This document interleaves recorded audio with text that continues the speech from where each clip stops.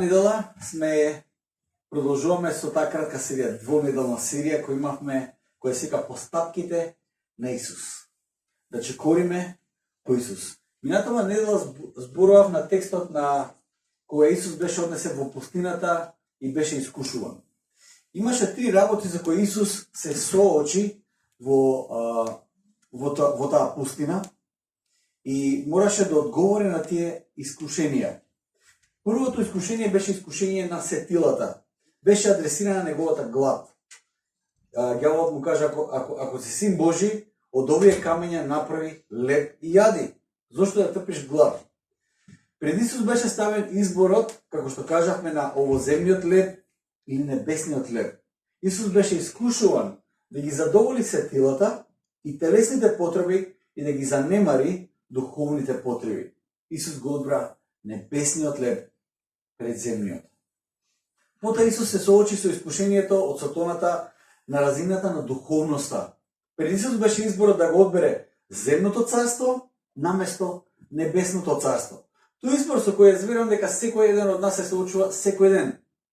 Царството од овој свет, за жал, се гледаат и остануваат многу примамливи. Секој од нас се соочува со такво искушение. Но земното царство го има таа карактеристика пред нас да го блокира погледот на небесното царство, на вечното царство кое не се распаѓа. Исус, за разлика од нас, не падна на тој тест и тој веднаш после искушението во пустината отиде и насекаде проповедаше, знаете што? За царството небесно. Тој го одбра небесното царство. Последното искушение со кое Исус се соочи беше на прв поглед наједноставното. Устилот прво беше гладен, па сатаната го вика од овие камења направи леб, ќе ти дојде во да се наједеш малце. После му вика сите царства, сите тие прекрасни работи кои може да ги замислиш, ќе ти ги дадам на тебе. А третото искушение, ѓаволот го однесе на еден ѕид и му вика ај скокни да те видам ако си маж. Буквално тоа беше искушението и се чинеше како да е наједноставното, неразбирливо, зошто ѓавол би го искушувал Исус на еден таков начин. Сатаната како да му кажа на Исус и го предизвика да скокне од тој ѕид. Сатаната во своето искушение кој Исус на некој начин го потсети Исус на славата во која тој престојуваше во вечноста пред да се роди на земјата. На некој начин сатаната му кажа на Исус: ти, оној кој создаде се и кој те славија сите ангели, сета вечност, сега никој не те знае, сите те заборавија, сите те взимаат здраво за готово, скокни од тој ѕид, ангелите кои уствари ептен се посвети на тебе, ќе те фатат и цел свет ќе види уствари кој си ти. А прави го тоа. Го искушуваше за славата во која тој беше. Никој појма нема дека сето ова постои ради тебе, Исусе. Покажи се кој си ти. Сатаната му понуди на Исус она што ние го викаме празна слава. Но Исус беше фокусиран на една работа, на вечната слава. Секогаш дури во Евангелијата, искрено ви кажам, појма нема зошто тоа се случува, кога Исус ќе отиде некаде, демоните откриваат кој е тој, Исус ги замолкнува, кога Исус ќе исцели некој, Исус му вика не кажа на никој, ќе сака да го направат цар и сикаш па, нели дојде за тоа Исус, он вика, он се цртрна, он не сакаше таа работа. Зошто Исус ги правеше сите тие работи? Затоа што тој, неговиот поглед беше насочен кон вечната слава, не празната слава која е овде на земјата. Исус гледаше кон една единствена работа. Со својот совршен пример не повикува да го следиме, да зависиме од небесниот леб секој ден. Кој го пријаме преку Божиот збор, зависиме од тој леб. Преку неговиот збор го пријаме тој небесен леб. Тој ни покажа совршен пример да го бараме небесното царство пред се, бидејќи тоа е царството кое обстојува во вечноста преку нашето заедништво со Христос, Христовото заедништво на земјата. А тоа е црквата.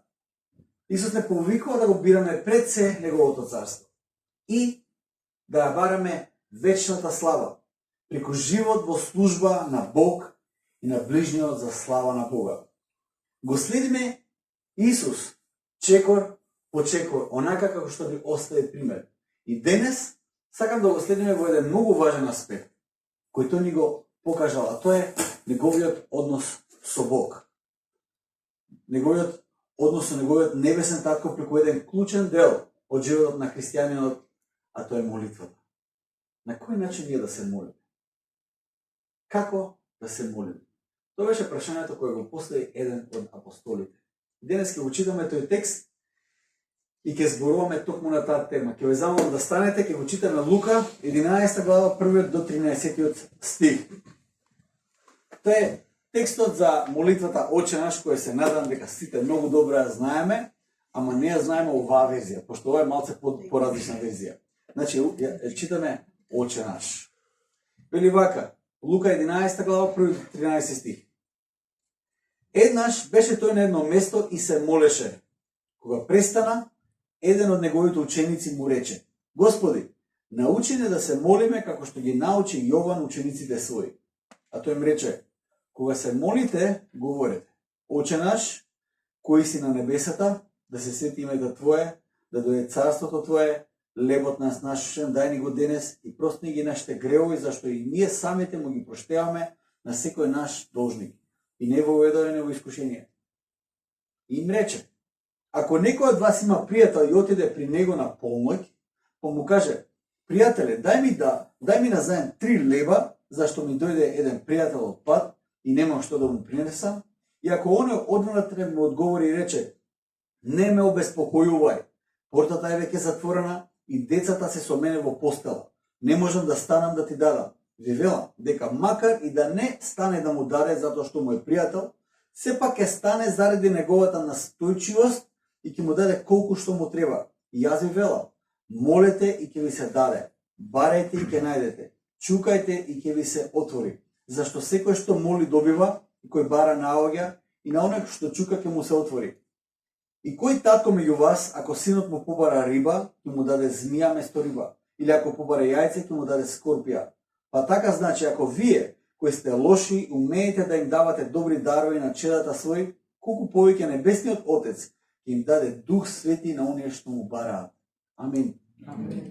Поелете седнете. Тука на самиот почеток, веднаш има еден принцип кој е пренесен без при тоа било што да се каже за тој дел. Тој е принципот на учење и наследство. Ние денес ја знаеме Оче наш, не затоа што Исус пред се не поучувал за молитвата, тој не поучувал за молитвата, ама не ја знаеме од таа причина. Ние денес ја знаеме молитвата затоа што тој самиот се молел. Тој не е важната работа. Исус не поучувал за молитвата, не поучувал да ја научиме, но пред се и најважно, тој самиот се молел и оставил совршен пример. Учениците пред се гледале што тој прави, повеќе гледале што тој прави отколку што тој зборува. Го слушали што тој зборува. Но ученикот го гледа како Исус се моли и веднаш после неговата молитва му вика: научи не како и ние да се молиме. Тие го гледаат неговиот пример. Најмногу за родителите важи тоа. Децата ваши, ќе ви кажам искрено, ќе ве слушаат што зборувате и тоа е важно. Што зборуваме, децата го слушаат тоа. Но повеќе се децата ги слушаат работите кои вие не ги кажувате. Верувајте ми, децата ги слушаат нештата кои вие воопшто не ги зборувате. Тие пред себе гледаат што правите. Дали го живеете тоа што го зборувате? Дали, како што викаме ние, дали го живееш тоа што го проповедаш? Тоа е тоа. Како да се молиме? Тоа е прашање кое најмногу би ме израдувало да го слушам од моето дете, но и од било кој друг кој е заинтересиран за Божјото царство. Како да се молам? Како да дојдам поблиску до Бог? Како можам со радост да го градам односот со Бог? Научи ме како да зборувам со Бог. Сите овие прашања ме потекнуваат реално на солзи, бидејќи секој од овие прашања влијае врз вечноста на човекот. Тие прашања го имаат потенцијалот на вечноста во себе. Прашањето на ученикот кон Исус во прв момент не изгледа ептен практично прашање, но тоа прашање подразбира влијание врз еден однос кој треба да се гради вечно и да се ужива вечно. како да се молам. Тоа е многу повеќе од едно практично прашање, да видиме како да се молиме систематски. Ние сега и денес се учиме како да се молиме, како да разговараме со Бог сега и овде на земјата, каде Бог не го гледаме, но овие почетоци на молитва, на разговор со Бог, не смееме да ги презреме, да ги земеме здраво за готово, затоа што во тие зачетоци на молитвата ние го почнуваме вечниот разговор со Бог. Секоја молитва која молиме треба да ја гледаме во контекстот на вечноста. Едно од моите омилени прашања за парови кои ќе се собереме е како се запознавте. Кога ќе се сретнеме со некој, кажеме еве на пример Никола и Тина или Кевин и жена, како се сретнавте, како се запознавте вие, како станавте пар. И секогаш тие прашања имаат прекрасни приказни, чудни приказни. Понекогаш има некој пристапил на еден начин, па не се разбрале, па има анекдоти, има еден куп работи кои едноставно на почетокот појма немаш на кај ќе води одреден однос. Појма немаш дали ќе останеш заедно, на кој начин, како ќе се зближите, дали ќе се уклопите, како ќе оди разговорот. На почетокот има многу од тоа што не знаеш. Но сега во контекст на каде е вашиот однос, сите овие мали работи на почетокот имаат многу смисла, се уствари многу драги работи и ги вреднуваме скапоцено, затоа што тие се дел од нашата приказна. И на таков начин треба да ја гледаме секоја молитва упатена кон Бог. Како многу незнаење, пристапуваме во молитва, дали ќе ги кажам правилните зборови, дали ќе кажам како што треба, дали се молам за работи кои се уствари глупости, не треба да се молам за тие работи. Ептен, и знаете ли што? Господ со радост, тој кој е надвор од времето и просторот, тој ги гледа овие зборови и со радост гледа на секоја наша молитва, знаејќи во што таа молитва нас не преобразува и во каков однос станува односот кој ние сега го градиме со овие мали почетоци, со Бог кој него ни гледаме, него ни знаеме како што треба, но го знаеме најдобро што можеме. И секој наш напор да се зближиме до него, тој го гледа толку драгоцено. Прекрасно. Која е првата молитва овде во овој текст? Што мислите вие? Дали молитвата во првата молитва во овој текст што го прочитав сега е молитвата Отче наш која Исус ја моли? Јас мислам дека првата молитва во овој текст е кога ученикот го прашува Исус како да се моли. Тоа е првата молитва овде. Затоа што тоа прашање ученикот го прашува Всемогниот Бог. Има неколку работи на кои може да се фокусираме тука. Првата работа е формата. Која форма на молитва Исус нас не поучува да се молиме? Интересно е дека на самиот почеток, кога почнав да работам во проповед, дека гледам дека формата на оваа верзија на Отче наш не е баш иста со она со која ние се молиме секоја прва недела од месецот кога имаме причист. Витекно. Секоја прва недела во месецот се молиме со Отче наш. И Отче наш, пушти го Хана текстот Отче наш, ќе го видиме тука, таму е во делот од ваквото. Отче наш, кој си на небесата, да се свети името Твое, да дојде царството Твое и се името да биде волјата Твоја. Како на небото, така и на земјата, така. Има некои работи што тука ги нема. Сика што е работа? Некој од двајцата евангелисти сгрешил. Кој не зна? Што е работа? Популарната верзија на Отче наш доаѓа од Евангелието според Матеј. Додека Матеј го пишува своето Евангелие, тој пишува Христовата молитва која веќе е премината во една литургиска форма. Затоа што самата верзија на Отче наш во Матеј има свој ритам, има свој, како да кажам, кога пишувате поезија, има правило како се пишува поезија. Не можеш само да седнеш и да пишуваш. Тоа веројатно види се многу лекции може да научиш за тоа. Можеше. Јас не знам многу, ама знам дека има правила. Ама денес да, сикаш може. Ама класично имаше правила. Има одреден ритам кој треба да го прочитуваш. За да има самата поезија да има естетика. Така е пишувана Отче наш во Матеј. Има своја естетика, свој број на зборови на одредена секоја линија, на секој стих. За луѓето да можат да ја запамтат. Треба да сватиме дека во времето кога е пишувано Евангелието, писменоста кај луѓето е многу мал процент.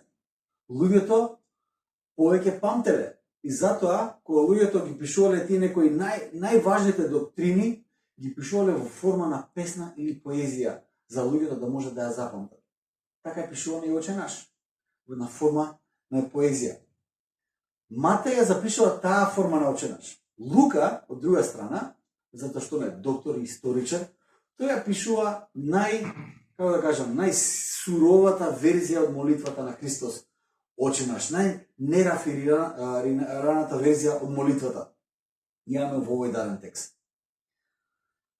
Дури да не потенцирам јас многу, самиот факт што Исусовата молитва во Новиот Завет има во различни верзии, треба да заклучиме дека начинот и формата на кој се молиме станува не толку важен аспект од нашиот молитвен живот.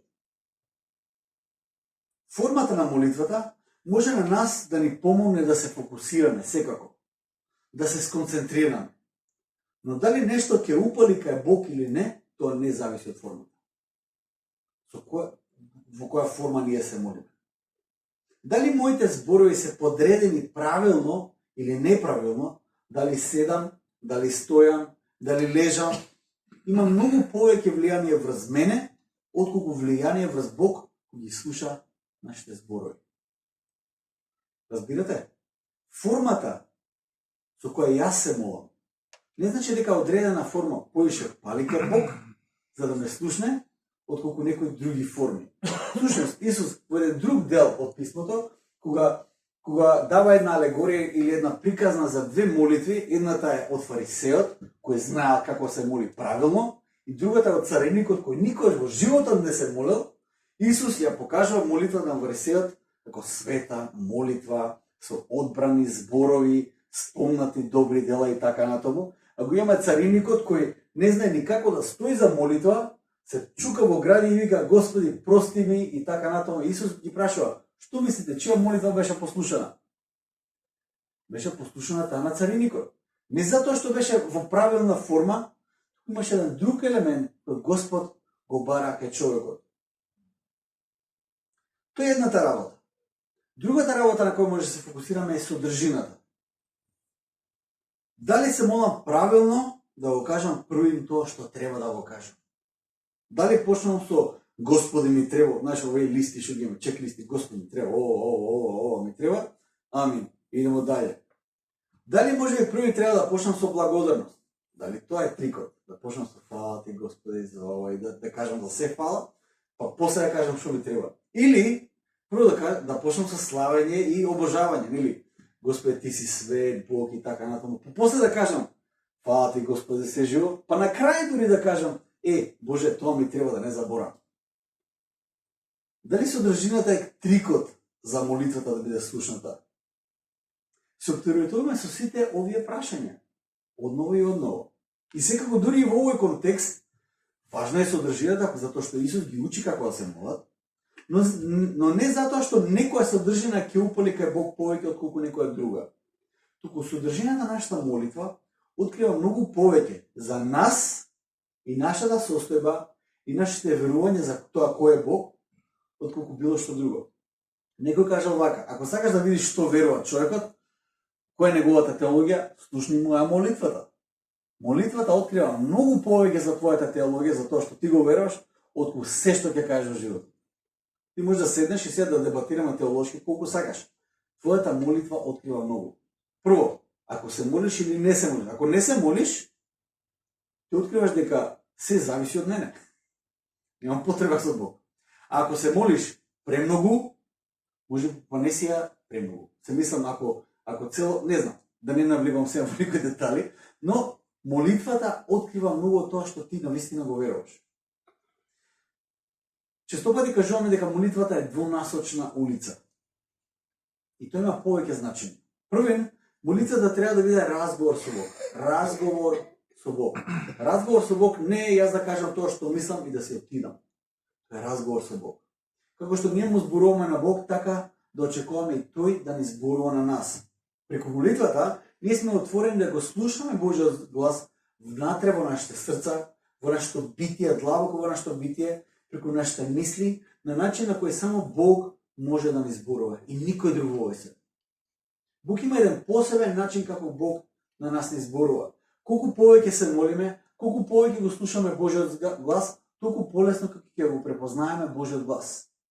На ист начин, на кој ако фани сега ми се јави, без јас да ја видам, Без да каже многу, јас нејзиниот глас ќе го препознавам од далеко. Во толпа од илјадници јас ќе го препознавам гласот на Фани. Зошто? Затоа што јас ја познавам Фани. Разговарам со неја постојано. Многу добро ја знам. На ист начин, почнуваме да го препознаваме Божиот глас, доколку посветиме време да го изградиме тој однос со Бог. Кога ќе се фокусираме на формата, понекогаш ќе откриеме некои прашања и ставови кои не треба да бидат дел од нашиот однос со Бог. Не знам дали го имате гледано клипот, сега тие помладите можеби не знаете, ама постарите ќе знаете, клипот од К15 на Цацко со компирите. Го имате ли гледано? Цацко сака да прави пире, ама нема компири. И вика, кој ќе оди сега до пазар? Цацко живее на први спрат, а комшијата му живее на 15 спрат. Вика, ќе до Тошо, на 15 спрат, ќе земам компири.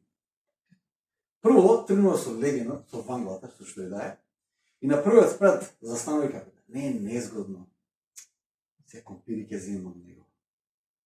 После вика, абе добро, ќе му ги вратам компирите, и како што се качува нагоре, Цацко се поисфрустриран и изморен, на крај ка, шо тинтрам да земам, влегувам, земам компири и се излегувам, бе. Како и да е, мене ме интересираат првите неколку прашања и сомножи кои Цацко ги има, затоа што мислам дека многу често пати на сличен начин ние пристапуваме во молитвата. Да не е незгодно. Онака ќе седнеш се молиш, ама го имаш тоа чувство. Да не е незгодно јас сега да ја молам таа молитва. Што ќе мисли Бог за мене ако јас ги кажам овие зборови на глас пред него? Или ќе кажеш вака, па добро, јас ќе му вратам на Бог, тамара, јас се ќе барам од него, ама после јас ќе се одолжам кај да е. Или колку пати јас сум правил нешто добро, а сега да не можам да се помолам. Ќе се помолам. Знаете, Цацко и компирите. Многу пати на сличен начин пристапуваме на молитвата. Нема слобода во односот. Нема близина во разговорот со Бог. Понекогаш слушајќи ги нашите зборови во молитвата, ги откриеме ваквите нешта кои се несвесен дел од нашиот однос со Бог. Не сме свесни дека таков однос градиме со Бог. Еден дистанциран однос, еден резервиран однос, однос со страв, однос со дај ми на ти, однос со мерење, колку јас давам на Бог, колку ми дава на мене, да бидеме наравно. Немој Бог повеќе да ми даде, пошто ќе се поремите односот. Тоа што Исус ги охрабрува своите апостоли во објаснување на молитвата, сака да го сврти вниманието на еден друг аспект. Формата е важна, окей, важна е да се молиме заради наша концентрација, заради наше усредоточување и така натаму. Важна е содржината, за да видиме што стварно веруваме во Бог, како на кој начин пристапуваме кон Бог, но Исус нивото внимание го сврдува кон еден важен аспект, а тоа е ставот, поставеноста на срцето, положбата на срцето наместо формата. Тоа е оно за кое Бог е заинтересиран. Внатрешната положба на срцето. Внатрешниот став на срцето. Има еден англиски збор кој не можам соодветно да го преведам, се када posture of the heart. Како сме поставени? Која е нашата положба на срцето во односот со Бог, во молитвата? Исус ја кажува молитвата, ја определува формата на молитвата, но тоа за тој што тој е уште повеќе загрижен е внатрешната положба на срцето на тие апостоли кои ќе молат таа молитва. Внатрешниот став на срцето во молитвата, тој го анализира во продолжение на тој разговор. Исус употребува неколку приказни за да им го долови на апостолите тоа што тој сака да го искомуницира. Вели, им рече, ако има некој од вас пријател и отиде при него на полноќ, па му каже, пријателе, позајми ми 3 леба, зашто ми дојде еден пријател, и тука има дискусија, овој па не ќе да даде сега, абе затворена е вратава, децава спијат. И вика, нема да му даде затоа што му е пријател, затоа што овој му досаѓа уствари ќе му даде. Не го остава. Секој што има мали деца во животот, ја знае маката да го заспие детето, да затвори очи да се одмори. Вие први некој почетоци кога детево те спие, те не може да го заспиеш, па да треба да го држиш у раце, па да го клацкаш, па некако, мислам, тоа е Mission Impossible, верувате ми. Јас се сеќавам Доротеја кога беше мала, со Хана веќе бе малце поискусни, ама Доротеја кога беше мала, јас дојдов до реализација дека за Доротеја спие треба и јас да не спие. Некако цело време во раце да ја држам. да не дишам, некако да вегетирам за Доротеја да може да се наспие. И знаете ли што? Ја држиме во раце, ќе заспие и само вака. Не знам на кој начин, толку неприметно ја оставаш во креветот да не се разбуди. Зашто ако се разбуди, уште следниот саат време ќе треба да ја држиш во раце, нема спиење. И тоа траеше некоја време, само не може човек така да живее, пошто ќе умре. Мора да спием и јас.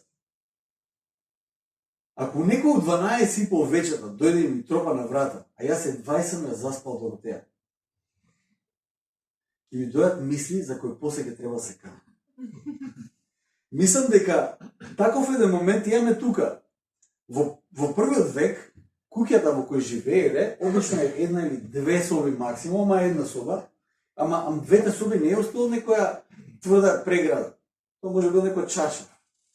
Тоа се обично multi-purpose rooms, како да кажам, мултифункционални соби. Преку ден тоа е соба кај што седиме, јадеме, разговараме, преку вечер таа иста соба се трансформира во спална. И сите спиеме таму на земјата.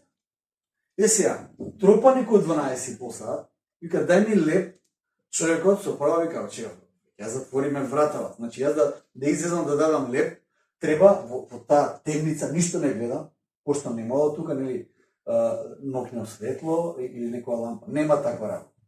Темно. Јас треба сега да ги промашам сите деца, да отворам вратата кај што веројатно некој спие и ти дадам леп. Пробам да го најдам лепот. Може да замислите таа мисија. И која нервоза се дешава кога некој упорно тропа и не си оди. Ама дајте, молам ово. Дури можам да го замислам во контекст на Скопје, во некоја мала гарсонјера. Мислам, ја као дете одев до комшиите да земам маја или да земам подквас, не знам дали сте го правиле тоа. Да земам подквас од комшиите, да доземам шеќер, да не идам до продавница ке вратам. Не знам дали сте го правите, јас го правев тоа. Стално ме праќа филџан чај или со нешто.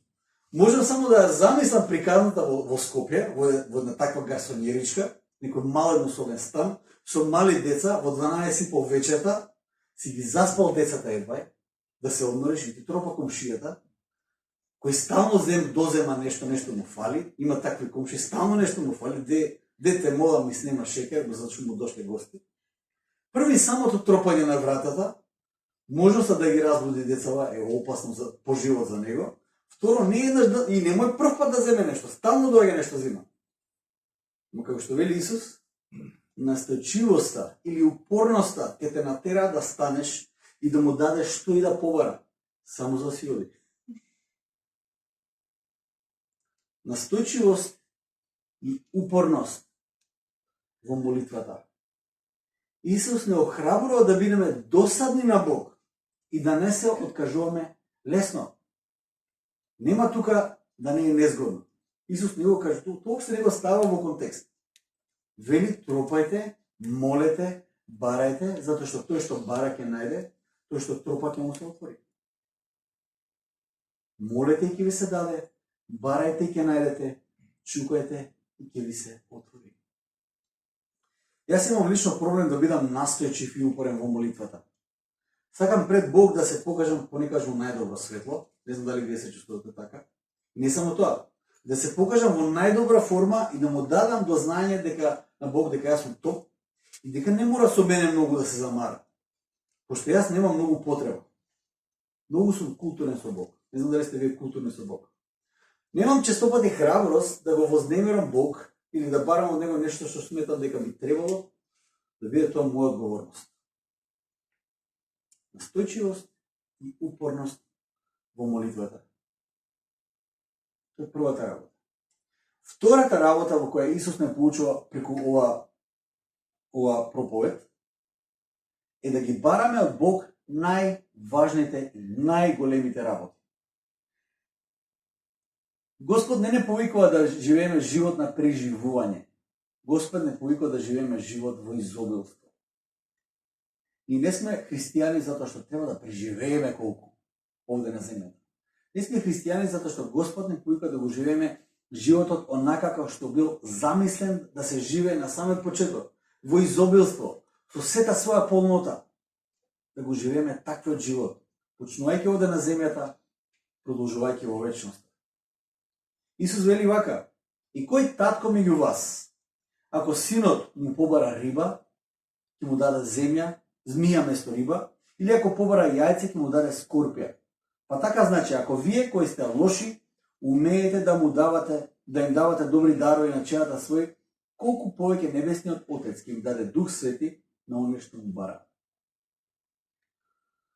Мислам дека шокот кој го доживеале првите слушатели, ние не сме во состојба да го доживееме денес. Ќе ви кажам за кој шок станува збор. Први Исус кажува дека треба да бараме, па макар и во незгодно време, па еден начин на кој бил многу нелитургиски, да досаѓаме на Бог или неприфатлив. Исус вели, вие што сте лоши, како им давате добри работи на вашите деца, колку повеќе вашиот небесен татко ќе ви даде добри работи на вас. И до овде, ова изјава на Исус е одлична и ќе разберат и овие таму и ние сега. Но Исус кажа нешто шокантно. Исус вели, колку повеќе небесниот Отец ќе им даде Дух Свети на оние што му бара. Да се бара во тоа време Светиот Дух не е мала работа. Сега ние после Духов ден зборуваме за Светиот Дух, од тоа како забораваме како луѓето размислувале и зборувале за Светиот Дух пред Духов ден.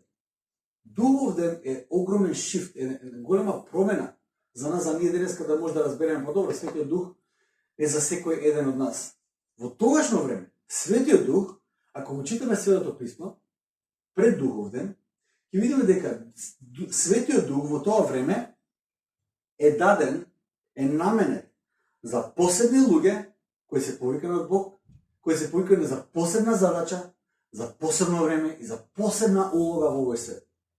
Светиот Дух не е нешто кое секој може да каже, подобро, и јас го имам Светиот Дух. Не. Светиот Дух е даден на оној кој е посебно повикан од Бог, за посебна задача, за одредено време, за една посебна улога во Божјото царство во тоа време. Светиот Дух, помазанието на Светиот Дух паднало врз царевите, би требало да падне врз царевите ако се вистински наследници на таа лоза која Бог е одбрал, почнувајќи од Давид. Тој бил полејан со масло како знак на Светиот Дух и Светиот Дух го помазал. Светиот Дух бил за пророците кои имале посебна улога во општеството на Израел. И Светиот Дух бил наменет за оние кои имаат посебна улога за изградба во контекст на Божјиот народ. Како, например, кога се градел шаторот Божи, тоест, тој претходникот на Божиот храм, кога се дизајнирал целиот шатор Божи, кога се дизајнирала ковчегот Божи, каде што стоат 10 заповеди, Бог има посебно помазание од Светиот Дух врз некој кој ќе може да го дизајнира и да го изработи тоа. Светиот Дух не е за секој.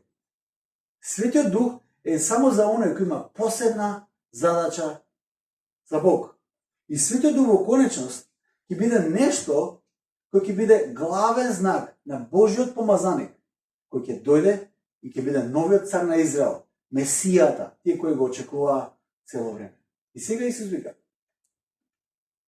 не само тоа, не само добрите работи, барајте од Бог Светиот Дух кој тој на вас ќе ви го даде. Знаете ли колку шокантна изјава е таа во тоа време? Како мислиш на секој? Што значи тоа за нас сега? Не можеш да го изрелативизираш така Светиот Дух. Светиот Дух мора да дојде само на една личност, за одредена улога, за одредено време. Како Исусе мислиш ти, барајте од таквото Свет Дух и ќе ви го даде во изобилство? Што значи тоа? Еден нов момент во кој Исус им кажува на своите апостоли, на сите ученици кои го слушаат, барајте од Бог најважните работи и најголемите работи. Барајте ги од Бог посебните работи и тој ќе ви ги даде. Да биле македонците, да се нашол еден македонец таму во толпата и би споделил некој таков муабет дома, а Исус знаете што каже, дека може да го бараме Светиот Дух. Што мислите, каква реакција би било во македонски дом на едно такво нешто? Македонците сме мајстори за банализирање. Сите работи кои постојат љубави и неубави, ние ги банализираме. Ги правиме смешни. И тоа веројатно станува нашата најголема пречка за некаква смелост, да направиме некој сериозен чекор. Зборам повеќе од личен аспект, но и како нација. Има еден виц, вика, зошто Колумбо не бил македонец? Колумбо кој открива Америка. Зошто Колумбо не е македонец? Ако бил македонец, после со станокот кој го одбра на него да ја открие Америка, Колумбо ќе отишол дома и каже, ме одбра мене да откријам Америка, дома знаете што ќе му кажеле? Ти ли се најде најпаметен таму од сите, па тебе ја те пратат таму. Или, тебе ли те не се марија со тоа, бе? Че на тебе оставија само. И ќе кажеш, да, бе, од тебе ќе почнат сега. Утре се бајле. Тој е еден дух кој банализира се. Банализира се. И најважните работи, најсуштинските работи, и најголемите глупости ги банализирам. Ги носиме на некоја неутрална точка, каде што сите некако обстојуваме таму. И не морам да додам многу, почнувајќи од Safe City, овие камерите што ги поставија. Абе, што да ви кажам, на интернет коментари, или сега за законот за пушачи и пушење така, ле. Значи, дел од коментарите се државата ни е хаос, но ние од тоа ќе почнат. Значи, што и да одлучиш, тука се банализира до крај. Разбирате? Јас верувам дека таквиот дух на мала врата може да влезе и во христијаните. Да банализираме најважните работи кои Христос ни ги дал на нас. Да ги избанализираме. И на тој начин, секако, дух призвук има, но природата ќе биде таа. Ќе избанализираме се што Господ значајно оставил на нас. Не се ни осмелуваме да изустиме нешто смело дека ќе направиме.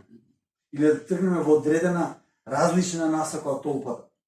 Веднаш го чувствуваме притисокот да се вратиме во редовите на масата, кај што оди, макар тоа да биде и најсамоуништувачкиот правец по кој одиме, како маса, како толпа. Го чувствуваме притисокот. Исус не повикува на смелост во разговорот со Бог, да бараме од Бог. Смело, храбро да бараме од Бог. Да ги бараме најголемите чуда, да ги бараме најголемите работи.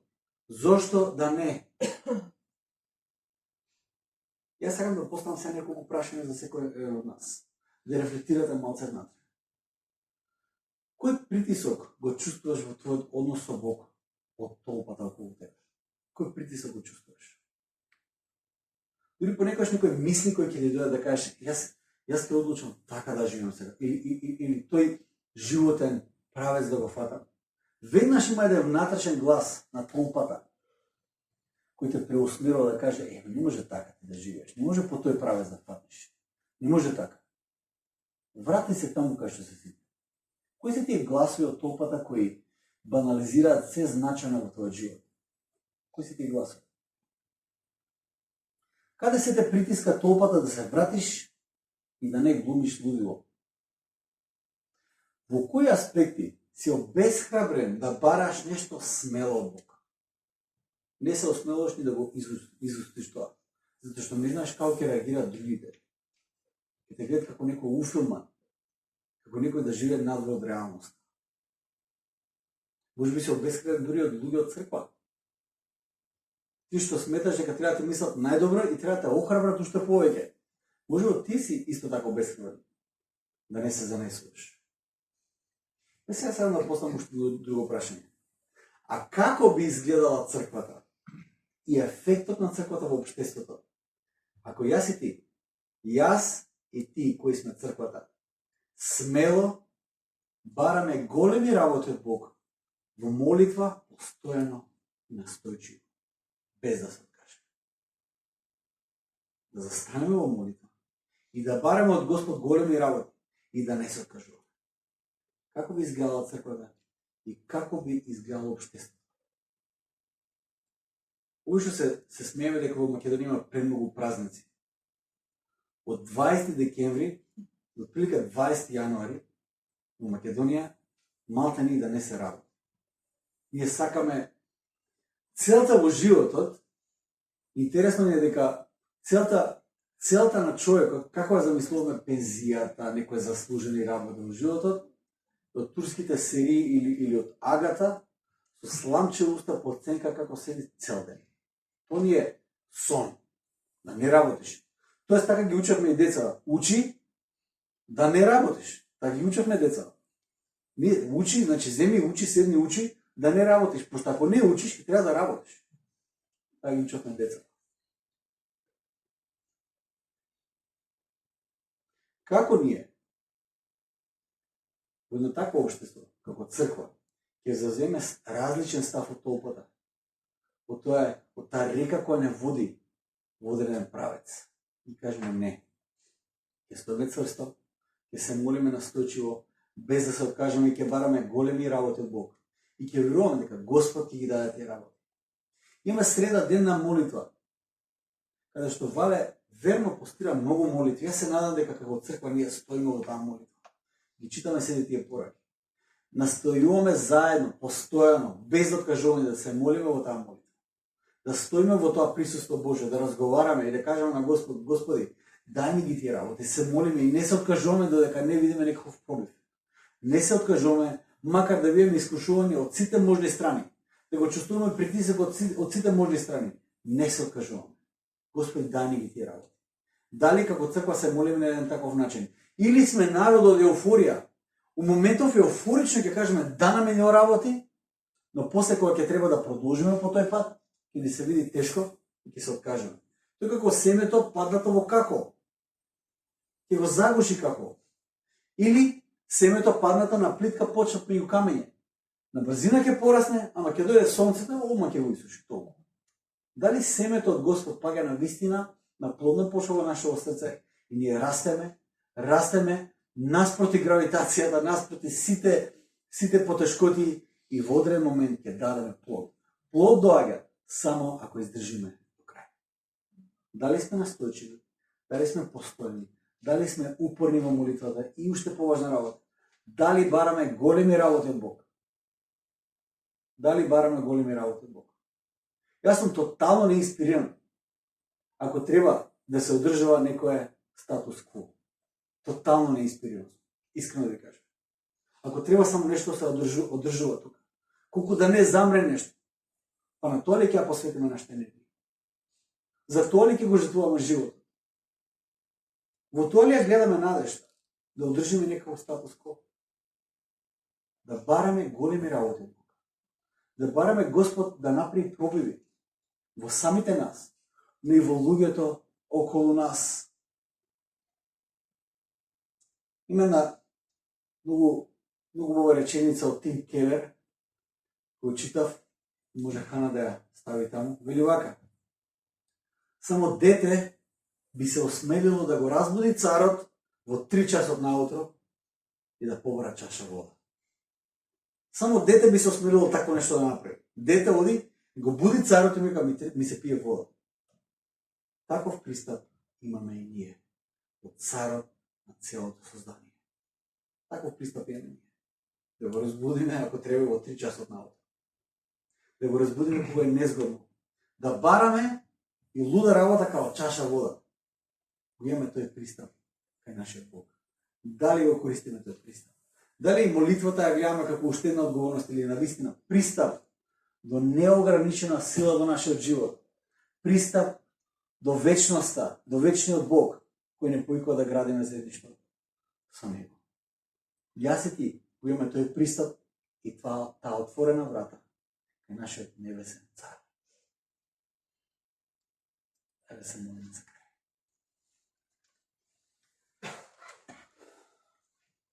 Исусе Христе,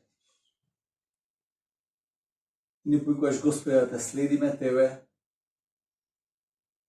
во секој еден аспект од односот кој Ти го имаше со Таткото. Господи, на самиот крај, кога Ти на апостолите ги повикуваше да бидат едно, им кажа: мојот татко е и ваш татко.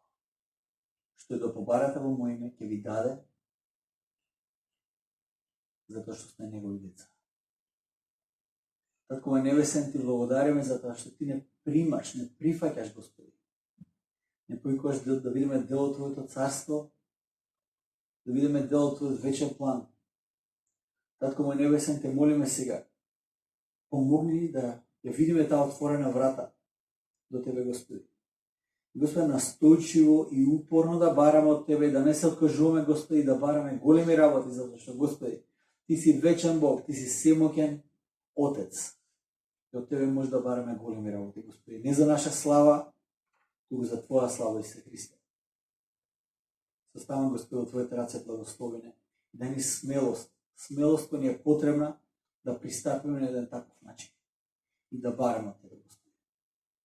Биди, Господи, со нас и помогни ни да не подлегнеме на искушенијата на ѓаволот, на стравот кој тој сака да го донесе во нашите животи, да ги банализира некои од најважните работи кои Ти ни ги имаш предадено на нас, Господи.